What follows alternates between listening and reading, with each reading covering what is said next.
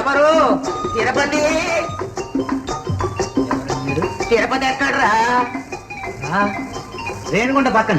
ఓరి పిచ్చి కొయ్యా, నేను అడిగేది ఆ తిరుపతి కాదురా, నా తమ్ముడు తిరుపతి అని. తిరుపతిని నేనేనమ్మా. మీరెవరు? ఓరి పిచ్చి కొయ్యా, నేనురా నీ రంగూన్ రంగమ్మక్కయ్యని.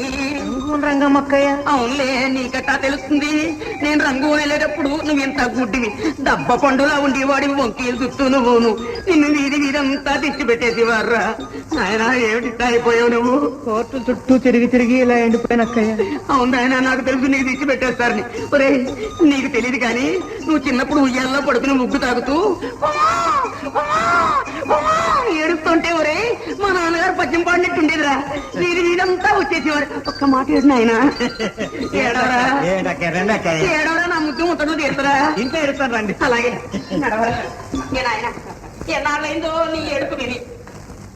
అమ్మా అబ్బా అక్కయ్య, ఏమిటిది ఇంత బరువుగా ఉంది? ఏముంది నాయన, అందులో ఖరీదైన దస్తావేజులోను 4 రాళ్ళు ఉన్నాయి. రాళ్ళ? రాళ్ళంటే ఆ రాళ్ళు కదరా పిచ్చుకొయ్యా, ఈ రాళ్లతో 4 ఊళ్ళు కొనొచ్చు. అవునరా, మీ బావగారు పోతూ పోతూ బస్తాడు సంపాదించి నా మొహాన్ని వచ్చిపోయారు. ఏడో అక్కయ్య. అలాగే బాబు, నాకు మిగిలింది ఒక్కగానొక్క కొడుకు. వాడికి మన దేశ పిల్లని చూసి పెళ్లి చేద్దామని వచ్చాను. తిరుపతి, నీకు ఎరుకలో ఎక్కడైనా మంచి పిల్ల ఉందా? ఎక్కడో ఎందుకు అక్కయ్య? సరిగ్గా చెప్పు నాయన. ఇక్కడే ఉంది, నా కూతురే. నీ కూతురుందా? అంతకంటే నాకేం కావాలి చెప్పు, ఏదో మాట చూపించు.